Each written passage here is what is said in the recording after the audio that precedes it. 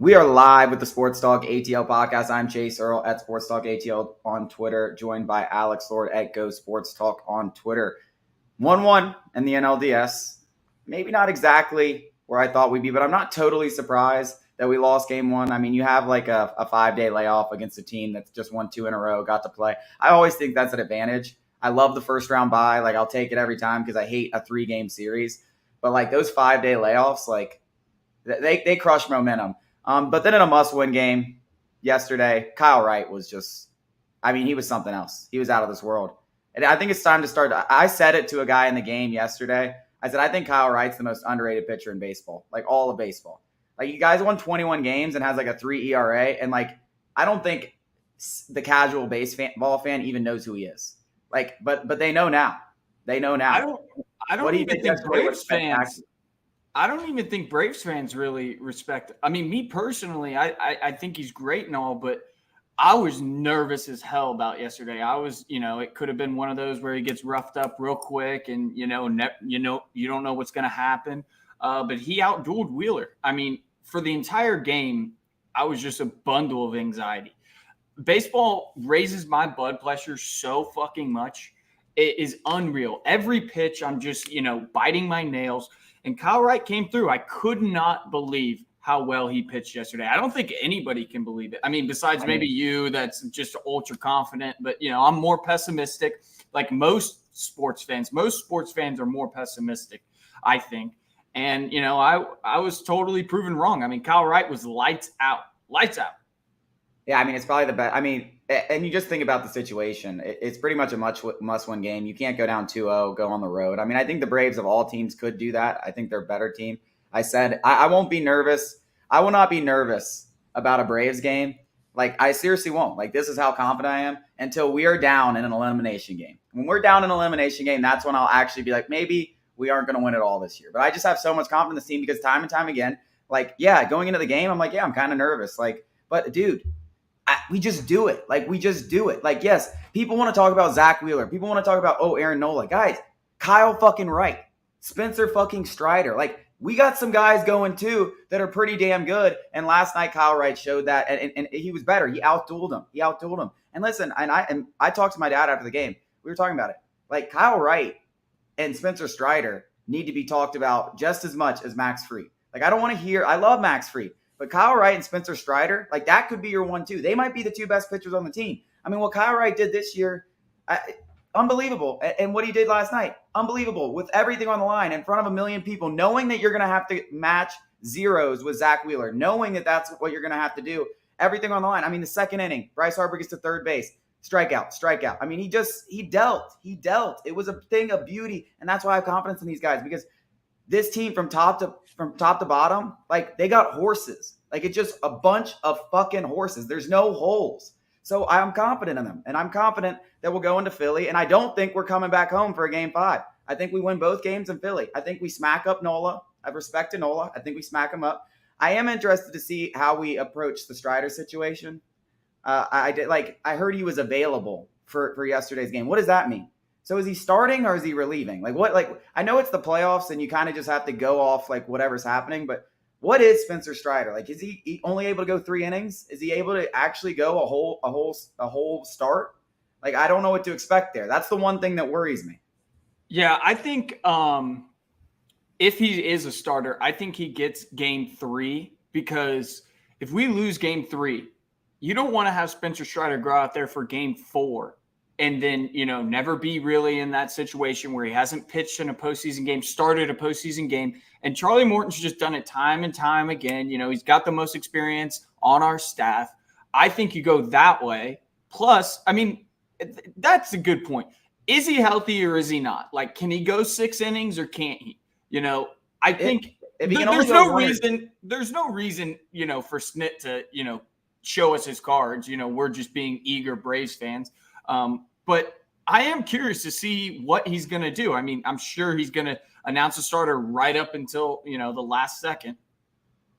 I would probably go Morton tomorrow. I don't think it matters too much. I really just need to know if Spencer Strider is actually starting game. Like, not just starting it. Like, is he starting it to go 6 or is he starting it just to be like an opener to go 2 or 3? That's really what I need to know. But as I say though, like this Braves team, like what they have in the bullpen is the best. It's the best of the best. I mean, who they have, they're able to bring out Jesse Chavez, Dylan Lee. I mean, what Max Fried goes up 3 1/3, gives up 6 runs, and the bullpen gives up 1 run over the next 5 2/3. Yesterday, the bullpen comes in. Kyle Wright probably didn't even need to come out, but why keep him in? Because you got AJ Minter, Rafael Iglesias, and Kenley Jansen. I got to give a shout out to Kenley Jansen.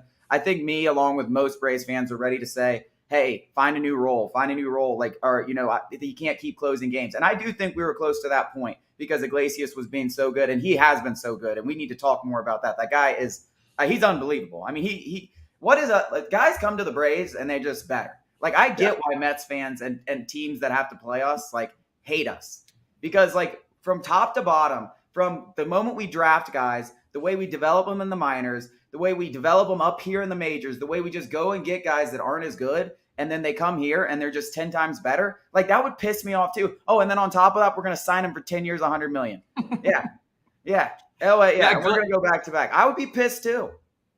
The Iglesias trade is starting to get more and more hype, but it has been one of the best trades of Anthopoulos' career. We have him for 3 more years. He's given up 1 single run since he's been in Atlanta. That's unheard of. He's got like a 0.3 ERA, like something crazy like that. He ended it with a 0.34 in Atlanta, and then he had another inning yesterday, just lights out. I mean, he's unbelievable. And the thing that's our future closer right there. That's our future I remember closer. When we talked about, like, and I know you weren't covering the Braves as much, and you might not have been as big of a fan, but 2 or 3 years ago and over the offseason, like, Iglesias has been a guy that's been mentioned a lot, like, with the Braves. And then it finally happened. He signed a big contract with the Angels. The Angels basically, I don't know what the hell the Angels are doing. I don't think the Angels know what the Angels are doing. They just do stupid thing after stupid thing. But the Iglesias thing's been amazing. And it makes me completely forget about the fact that we signed Jake Odorizzi, which is going to be one of the worst trades of Anthop. I mean, I know GM can bat 1,000. We always say it. But that Odorizzi deal, the fact that not only, like, this, the worst part about it is he has a play option for next year for $12.5 million. Like, the Braves are going to have to pay this man $12.5 million. And there's no way he's on the roster next year, Alex. There's absolutely no way Jake Odorizzi is taking up a roster spot. There's no way. What are the chances Anthopoulos can use some voodoo magic and convince him to I think there's a better player option. There's a better chance of us attaching a prospect to Odorizzi's contract and getting rid of him than there was of us doing it with Ozuna last year. Like, I'll say that. Because someone will take a bet. Like, the Pittsburgh Pirates. For you throw in a little, but yeah, we'll eat that $12.5 million, because I mean this is something that when you don't have a domestic violence abuse thing to your name like Ozuna did, this is something that does happen. I mean, I remember 2015 the Braves traded for Bronson Arroyo and got Tuki Toussaint with them. Like, so we basically got this like $10 million veteran pitcher, and we won like 50 games that year. But I do think Odorizzi is a future Pirate. You can put that on the board now. He's a future Pirate. But that trade was so damn bad. And like at first I liked it so much because like I was like, Will Smith's gone. Hell yeah. I totally didn't realize how bad Odorizzi was, 1, and 2, that he had a $12.5 million player option. That to me is just, I have no idea why we did it, but just shows how much more willing the Braves are willing to just drop 20 mil. I mean, yeah, Will Smith didn't even make Houston's playoff roster. That is hilarious. I mean, I feel bad for the guy, but he actually pitched pretty well for them too. Like, I remember a couple podcasts ago, I said it. Like, I think he had like a 2.4 ERA. But the Astros bullpen is just so ridiculously good. Their whole pitching staff is just so ridiculously good that it doesn't really surprise me. But he actually pitched decently for them, and at least he was gone after the season. Like, you don't have to pay him $12.5 million. I mean, he could have been on this postseason roster. You know, in hindsight, Matzek is out. I mean, Adrian's is just taking up space. I mean, he really just I was really surprised by that, because it's like, I mean, it's not that you need the extra pitcher, and I don't even know who it would be. I mean, I guess you could have put Bryce Elder on there. Yeah, but Odorizzi, that is Odorizzi's role, where he's just there. You know, if we get fucking blown out, you know, go out there and eat some. But I have no idea why Adrian's is on the roster. He's just there for morale, I guess. Like, he is Guillermo. He was good luck. He was good luck last year. He did have the double before Rosario's 3-run homer. So that's true. Like, so hey, maybe he has one of those moments again. Go ahead. Just going back to some things that I noticed in the game. Brian Snitker, one of the few times over these last few postseasons where I've said, I don't like that move at all. When he pinch hit Vaughn Grissom, with the bases loaded or runners on second and third, in a very critical situation, instead of going to like Eddie or Ozuna or someone like that, that made no sense to me. Vaughn Grissom is in like such a terrible slump, terrible funk. He's a rookie. You're going to bring him off the bench cold in a situation where he's never been in a pressure situation like that. I mean, to me, I thought it was a no-brainer. Rosario, Rosario has been in these situations time and time again and come through. And you go to Vaughn Grissom, he strikes out. It was a bad at bat. He swung at a couple bad pitches. That was the one decision so far of this post in the last like 3 postseasons where I've been like, that was not a good decision by Snitker. Well, I thought Grossman was hurt. I thought Grossman was hurt at first because we were at the game. Yeah. So I don't know. Well, I'm not seeing anything. And that's another thing. I don't need to see Robbie Grossman on my field anymore with the Braves uniform. I'm done. I'm done with that crap. Dude, whoever is in left field is just a fucking black hole. Maybe not so much at the plate, but defensively, Robbie Grossman might be the best option. And, offensively, you just go back and forth with Eddie and Marcel, honestly. I mean, yeah, I don't think Robbie Grossman I'll tell you sees the lineup. I'll tell you who's just been a huge loss is Duvall. Yeah. Like, people don't even talk about it. It's like, everyone talks about Ozzy, but like, and you play without a guy for the whole season, you kind of forget. You forgot to forget. But he was starting to get hot. He was starting to turn the corner. He had 12 homers in 2 months. He was well on his way to another 30 home run season, playing Gold Glove defense out there in left field. And you kind of forget that you lose a big piece like that. And that's why I laugh when people talk about injuries. I'm like, dude, the Braves the last 2 years have been as injured as any team. Like Ozzy Albies, Ronald Acuna, like Adam Duvall, Manny Pena. The list goes on. Mike Soroka, Tyler Matzik now, Luke Jackson. I mean, everyone, you have a 26-man roster in 162 games. Guys are going to get injured. Like, it's inevitable. So stop bitching about injuries. You didn't lose because you get injured. You lost because you didn't have a deep enough roster. And that roster isn't just 26 men deep. It's 30, 35 men deep over the course of a whole season. So people don't realize. I realize it, Alex. I realize it. What do you think? Good news first or bad news first? Hit me with the bad news. Bad news is Austin Riley and Dansby Swanson are sucking dick. Good news is Ronald Acuna is playing the best baseball of the season right now in the most pivotal time. Matt Olson, I mean, we said it a couple weeks ago. Nobody would care about that slump, the worst slump of his career, if he came into the postseason and performed. And he's doing just that. And Travis d'Arnaud, I mean, just as reliable as ever. I mean, we were just talking about it before this. 8 or 9 of the 10, 9 or 10 of the RBIs are coming from Matt Olson and Travis d'Arnaud. And then 10 of the 13 hits have been like Acuna, Olson, and d'Arnaud. Yeah, I mean, Acuna, like you said, I actually thought Acuna was going to come out here and play his best baseball because I think for the first time all season, he can stop thinking about everything else. Stop thinking about the knee. The adrenaline's going to be pumping. And listen, like, I just feel like you can leave it all out on the field.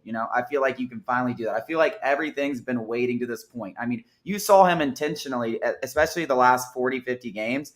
He wasn't even running out ground balls. And I know they told him to do that. So obviously they'd be pissed if he wasn't doing it. They told him, basically, hey, tone it down a notch, save it for the playoffs. And hey, look what happens. Like, he's running out ground balls. He's been running out everything. And he's been flying out of the box. You see that Acuna that you know and love. He looks confident at the plate. I think I've said it. I said him and Matt Olson were going to be the keys to this series, and I think that's couldn't be more true. I think Matt Olson's been fantastic.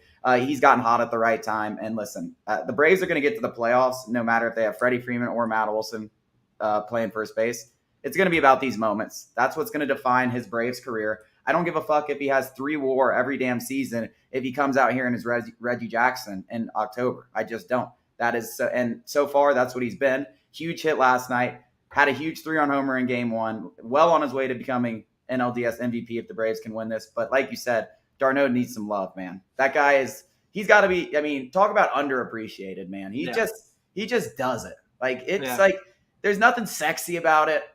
He's just out there calling the game. You kind of forget that he's pretty good offensively. Next thing you know, he just hits a bomb. Next thing you know, clutch little hit. And he just does it, man. I mean, he's just turned his whole career around in Atlanta. He's been a great story. I mean, nobody ever could have thought Travis d'Arnaud was going to do this for the Braves when we signed him. Nobody could have thought that. Well, I was going to say, I mean, you talk about how other fan bases hate that. I mean, Mets fans have got to just be like, what the hell, dude? What the hell? Because he's come to the Braves, and now he's, one of the best offensive catchers in the league. And he's an all-star. And it wasn't like a BS all-star. Like, he deserved to be an all-star. Yeah. And to Swanson and Riley's point, two of the most insane catches I've ever seen. Terrible offensively, but they're still doing that in the field. And that's what is so great about this Braves team, that it's every single play. It doesn't matter. I love this team because they do shit like that. Yeah. I mean, every moment matters to them. Yeah. I mean, it's short memory. And that's what baseball is all about. They stop thinking. They're not going to be like, oh, I went 0 for 4 at the plate. This is going to affect my defense. No, Swanson made several great plays in game 1 when he struck out 4 times. Swanson made several great plays yesterday. And Austin Riley made several great plays yesterday. And both, I mean, Swanson obviously had the great series against the Mets. He didn't come into this series cold, but Riley's been cold for quite a bit.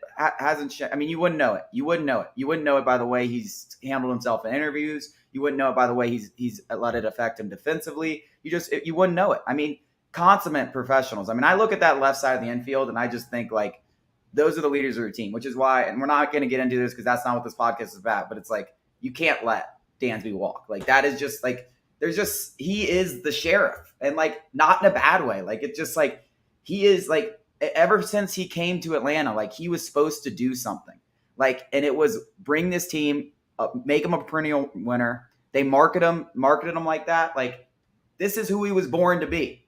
Like, I just can't see him go. I cannot. Quick note. I know we're not going to talk about it, but I think Anthopoulos will overpay for Dansby strictly for that cohesive leader. Freddie's gone, and they don't have it other than Dansby. Like, I think Riley is Riley's a 25-year-old that has been in the league 78 years.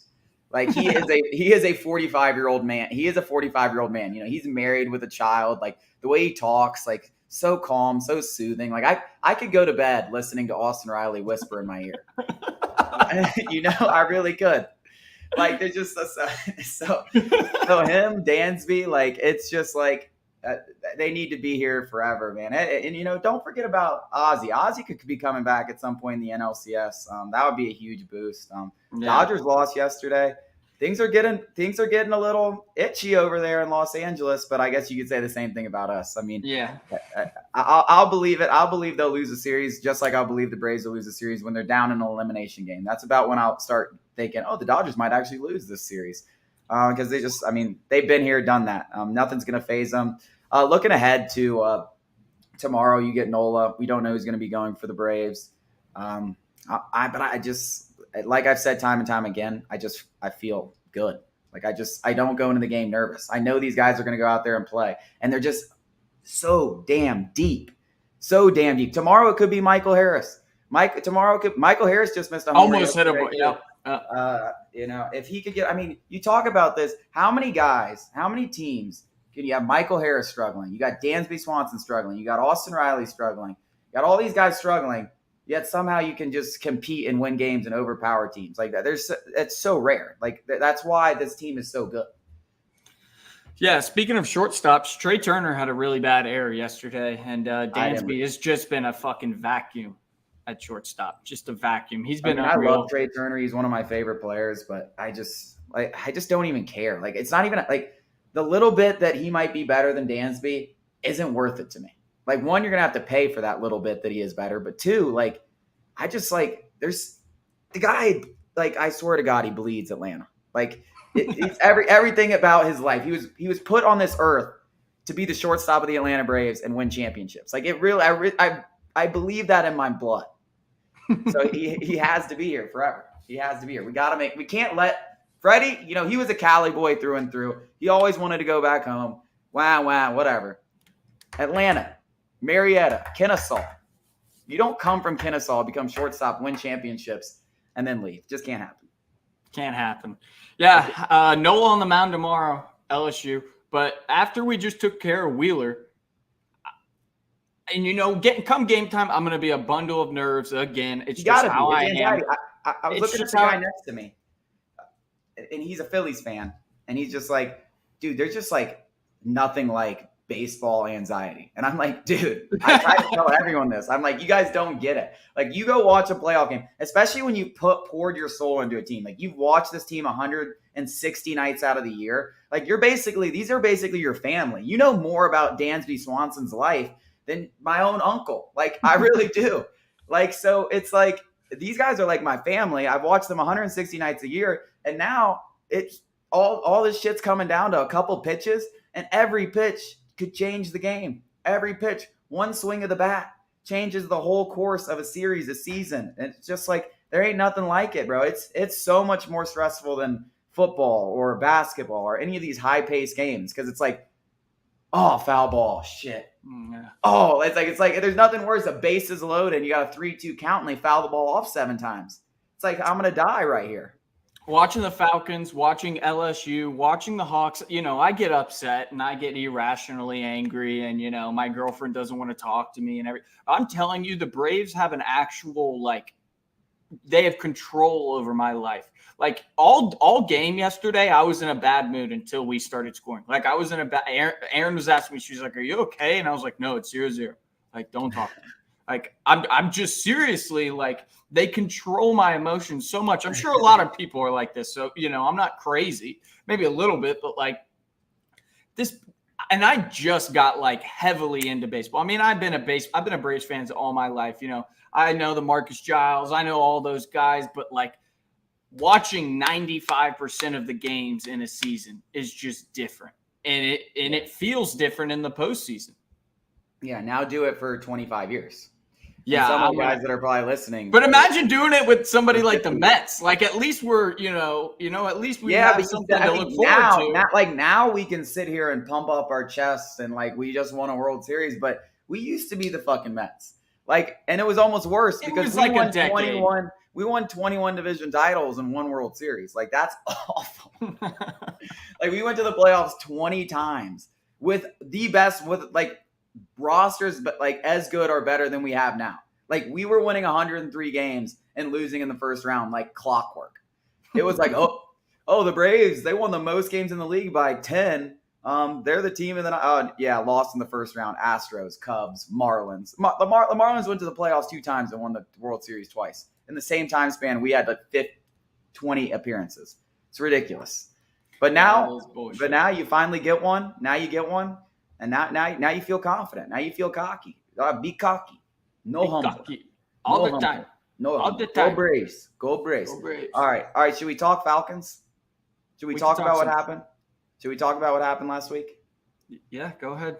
That was quite literally the worst roughing the passer call I've seen. And then, of course, like, they tried to outdo it. I'm telling you that, like, in my brain, when I'm watching Monday Night Football and I'm watching Derek Carr get sacked, and Derek Carr gets sacked by Chandler Jones. He causes the fumble, and they call the roughing the passer. And I'm like, damn, that might be the worst roughing the passer call I've seen since Sunday when Grady Jarrett gets called for Tom Brady. I think they did that on national television to take light off Tom Brady and Grady Jarrett. That's the conspiracy theorist in me. They don't want us. They don't want to hear us, but I'm not going to let them not hear us because that was fucking bullshit. That was honestly, I thought they were kidding. For a while, I was like, oh, no, they're, refs will come together, they'll discuss it, and then they'll be like, all right, guys, that was, and then they'll wave it off. And then they called it. I was watching it at the airport. And there were other Falcons fans flying home to Atlanta, and everybody simultaneously like, oh, that is bullshit. I mean, everybody started looking around, and we're like, that just happened? That really just happened? I was watching it at the sports book in the Harrah's in New Orleans, like before my flight. And like, I happened to find a group of like 5 Falcons fans. And we were like, oh yeah, we were talking shit about them. And then they come back and we're like, oh, fuck yeah, birds are back, baby. And then we get that sack and we're all like, oh yeah, we're out here. We could win this damn game. And like, they call that and we're all just like, what the, I mean, and it's just like, I went on a little rant on TikTok about this, but I was just like, dude, it's just, I'm so tired of just all this bullshit going Tom Brady's way. Like, I'm just so tired of it. Like, you're 45 years old. You've won 7 Super Bowls. 6 of them are on the backs of the refs giving you a call or a team blowing it. Like, you just gotten everything in your life. It's just horse. It's absolute horse shit. And it's every time. And it's like, when is it going to stop? Like, when is it going to stop? The Falcons have never beaten this goddamn man, and he's like 75 years old. Listen, we get one more chance, and it's going to decide the division. You said it. Week 17 for the NFC South. On a side note, though, Tom Brady does get all the calls. And this isn't just us being biased. His own teammate, Tristan Wirfs, his right tackle, said, like, after the game about the call, yeah, that's just Tom. He's going to get those calls. Like, it's a known thing. It's known. Like, what are you talking about? That's just Tom. I mean, like, I know what he's saying. I don't think he's not saying it as like, oh, like he's like, it's just like, yeah, like sometimes he gets those BS calls because he is Tom Brady. Like, that's what he's saying it is. But it's like, no. It's the Michael Jordan clip where Michael Jordan goes up to the ref and goes, that was out or whatever. And he's like, are you sure, Mike? Are you sure, Mike? It's like these pussy ass refs. Somebody goes up to Tom. Tom bitches at him. And they're like, oh, I don't want Tom on my bad side. So then they call it. I mean, that's what it is. It's the same thing as Michael Jordan. He's the GOAT. I get it, but come on. How about the one ref in the Kansas City game, like, crying?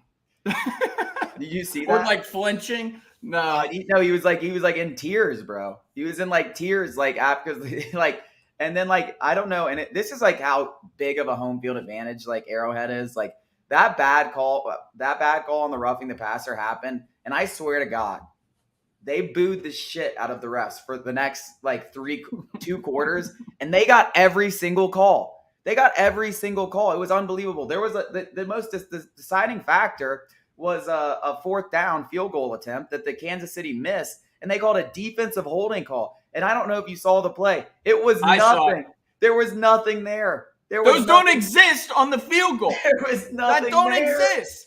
There was nothing there. They just got bullied. They got bullied by a crowd, and I was like, damn. Like, honestly, I went up to Arrowhead for the AFC Championship last year, and it was loud, but it wasn't like college football loud, Like, it was a great environment, a sea of red. I think that's the most intimidating part. It's just a sea of freaking red. And when they're like, welcome to the Red Kingdom, like, it's all sick. But it ain't like LSU football loud. They bullied these guys. They bullied these guys on Monday Night Football to give them the game. It was hilarious, bro. And it sucks because I took Raiders money line. I mean, we think of them as like, entities that they're not humans, but they're humans. They have thoughts and they were scared, bro. Like, they were actively scared. I'm telling you, like, and everyone could see it. Like, I saw other people on Twitter saying it. I'm like, dude, these guys are like, they're getting bullied right now by the crowd and making just terrible calls. Like, if Devontae Adams like didn't catch that ball on 3rd down, like, I don't think he did. It was close, but I think I understand what he meant by not having possession. I don't care if he had 7 feet in bounds. They were overturning that call. They were about to get killed. I'm not joking, man. I'm not joking. Let's look up ahead. Let's look ahead to this week, the 49ers. You got a battle of 2 injury-ridden teams. It looks like Kyle Pitts is going to go. That's huge.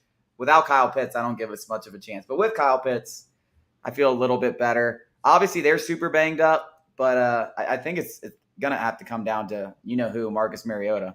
If this guy can ever – battle of mid quarterbacks. We got Jimmy G and Marcus Mariota. I think mid is very, very generous. How about just shitty? Like, just ass. Like, Mariota sucks, dude. Like, it's gotten to the point where, like, it's not just like, oh, he's not good. Like, he is really bad. That was one of his best games for us. That or the Seahawks game. I think that one was probably better, but the Seahawks, we're talking about this is one of his best games, and we're getting shut out almost to the 4th quarter. Yeah. It's like, oh, man, Marcus, you really played a little bit better today. It's like, dude, no. I think, and we said we're here every week. I mean, every week we're here, and we're like, all right, when is it going to be Desmond Ridder time? Like, when is it going to be? And it's like, how bad is Desmond Ridder? Like, how bad is he in practice? He's got to be throwing just absolute pick after pick after pick. Because, like, Mariota is not him. Listen, I don't think we're going to see Ridder. Barring injury, but like an actual decision to switch quarterbacks, I do not think that we're going to see Ridder this week. I just read an article on The Athletic. I'm going to do something on that. Arthur Smith I mean, you got to love having that guy in your corner because he's like just Arthur. lying. He's just lying through his teeth. Talking about completion percentage, passer rating. I don't care anything about that. Can you protect the ball or not? I think of it like situationally. And I was like, he lost us the Saints game. Like, he is turning the ball over in the most inopportune times. He's doing exactly what you don't want. And, Arthur Smith's a great coach. I think that Falcons fans, if you don't already love him, you soon will love him. Next year, when we actually have some money to spend and can put a competent roster on the field, people are going to be like, okay, wow, we might actually, be worth a damn. But looking forward to this week, it's going to be another one of those games like the Browns game where it's just going to be, both of these teams could combine for, 400 yards on the ground. It's very possible. Big news, 49ers could be without pretty much their entire starting defensive line. And we beat the Browns because of that, I think. Jadeveon Clowney was out, Myles Garrett was out, and we might get lucky again this week. And listen, it's not about who you play, it's about when you play them. And if they're without Nick Bosa, Arik Armstead has already been ruled out, and Javon Kinlaw, if they're without all three of those guys, I don't know. I agree. I mean, fuck, dude. I'm at the point where I think we can win every week. I mean, bro, we've competed like every week. We are there every week, and we played good teams. Like, we talked about the opening of this schedule as like the gauntlet, and it has been pretty much that. The difference is we've just been right there every week. I mean, at the very worst, we should be 3-2, and you could easily be talking about 4-1. And it's pretty crazy to think about. But yeah, shout out Arthur Smith. Shout out that offensive line that has just somehow turned into one of the most menacing groups in football. I mean, we talk about a turnaround. I mean, I don't know if there's been a bigger turnaround in any aspect of a single team than the Falcons' offensive line this year. I really don't know. I think if we did some research, we might come up with some things, but that's got to be one of the biggest turnarounds. If there was like a comeback player of the year award for a single group, it would be the Falcons' offensive line. We got a question here. Do you guys think Ritter is the future or just a third-round experiment? It's a fair question. I mean, I can't see in practice. I mean, I don't think you draft a guy in a third round if you don't see something in him. But it is a quarterback. If they thought he was really the future, of the position, or 100% serious about it, you'd probably take him in the first round. You wouldn't be effing around if you were that confident in him being the guy. But so to me, I've always thought I never thought Ritter would ever be the franchise guy. I never did. Put it this way: if in next year's draft, if the Falcons find themselves in a position to draft a quarterback, they will. It is one of those things where you just take as many shots as you can and hope one lands. That's not to say that Desmond Ritter isn't going to go into camp and beat these guys out. Terry Fontenot, Arthur Smith have preached all offseason, their entire tenure thus far, about competition at every single position, and quarterback is not excused. I mean, this isn't Tom Brady. This isn't Peyton Manning. We're still trying to figure that position out. And the best way to do it is just to take as many shots as you can in the draft. And that's not the only way you can get a franchise quarterback. There's been plenty of teams to just, trade for one, sign a free agent, whatever it might be. I don't think that's going to happen. But it's not. There's no way that happens. But no way. There's no way that happens. But it is funny. I think that Desmond Ritter is not going to play this year, barring injury. I'm going to keep saying that, barring injury, because Marcus Mariota is a fucking maniac. He's acting like he's 23 years old and he's still 31 or however old. Also, his fumbling is ridiculous. It is wild. But outside of it just being a coach's decision to change, it's not going to change at all. I mean, Marcus Mariota clearly has a better grasp of the playbook. Arthur Smith's been, really talking Mariota up about that specifically, of how he just has a better grasp of the offense. And again, Chase said it. We have no idea what's going on in practice. Desmond Ritter could be really bad. Desmond Ritter could be in practice just throwing picks to the second team defense. And you don't throw that guy out there. Yeah. I mean, I never thought Ritter was going to be the franchise guy, even when we took him. I understand taking the shots. Like you said, you take as many shots. We definitely need a quarterback. Getting him in the third round, I didn't have a problem with it. He could be the guy. But, I mean, I think you look at next year's quarterback class and all the guys that are going to be coming back, And I know everyone like penciled in like, oh, it's going to be Bryce Young and CJ Stroud as 1-2 in the first round. Everyone had that, 2 years ago. People were already ready to put that looking ahead to this draft. Now you look at it and you see a guy like Will Levis and some of these other guys, and there's going to be 6 or 7 guys, 8 guys maybe, quarterbacks taken in the first round. The Falcons are probably going to be picking, let's say the top 15. They'll be in the top 15, I would assume. You have to think a couple of those guys are going to be right there for them. And that would be my bet. I mean, if I was doing a mock draft, I know Jake likes to do the mock drafts, but if I was just doing a mock draft on what we would take, if we're in the top 15 picks, it would be a QB, just the position. I don't know which one it would be, but I would think it'd be a quarterback because we need a damn quarterback. This team's a quarterback away from being actually dangerous, especially when you think about the free agent dollars you're going to have. It's not going to be a ton, but we haven't had free agent money in years. I mean, we're going to have, $50 million or something like that. You fill in a little around on defense. Like you now have some pieces on defense worth of shit. Taquan Graham, good. Grady Jarrett's unbelievable. He's been unbelievable this year. All pro this year. Michael Walker, Richie Grant, AJ Terrell. Like you fill in a few more pieces with some good free agent signings. And I know Dimitrov was ass in free agency, so we don't even know what a good free agent looks like outside of like Alex Mack. But Terry Fontenot, for as little money as we've had the last 2 years, has been very good at finding guys to contribute on this team in free agency. So I think, and that's what he was with the Saints. That's what he was very good at with the Saints. So I think that's something that we can look forward to as a positive. I do think we can expect those dollars to at least be spent somewhat wisely. I'm not going to say all of them are going to be grand slams, but we can expect them not to be Ray Edwards. It's like, I mean, the Falcons had a few $1 million in their pocket 1 year, and we spent them on literally some of the worst players that have ever played in this league. Like they probably should have never been in the league in the first place, and we were handing them like 15 mil. Listen, we can go through it. Casey Hayward had a rough start, but he's turned it around. He's had some really good play the past couple of weeks. Elijah Wilkinson, combine that with Drew Dahlman, they drafted him. But those two changes along the offensive line has completely reshaped the offensive line. Rashaan Evans has been all right. Lorenzo Carter, he doesn't have the gaudy stat totals, but he has been exactly what, we thought for $5 million bucks. For $5 million bucks. Like, yep. Cordell Patterson, obviously. Oh yeah, I don't know how I forgot him, but yeah. But yeah, I mean he's done well with the few dollars that we've had, and I think he's finally going to have an opportunity here. Next year it's going to be a little crazy, like that. We actually uncharted waters. I mean, uncharted territory. We really don't. It is exciting. I mean, it's fun. Like the Falcons have turned from like the least watchable team product to at least an exciting football team to watch every Sunday. And next year they really could venture into a legitimate contender. And you know how fast this shit changes in the NFL. Like, I mean, just look at how different the Falcons are, like from this year to last year.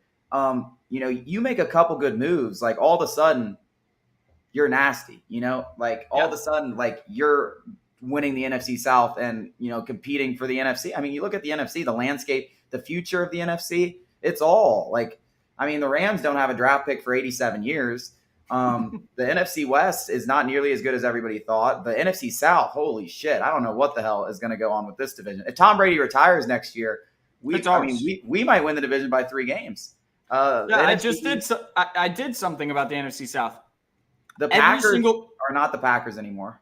Oh, well, I think Rodgers and Brady could both retire this year, and then at that point, and what, the NFC East? Like, are we really going to sit here and say the Eagles look good? The Cowboys defense looks very good, but that's not. Yeah, no, they're good, but like that's not good. Like if the Eagles are playing the Bills tomorrow, like the Bills are winning that game.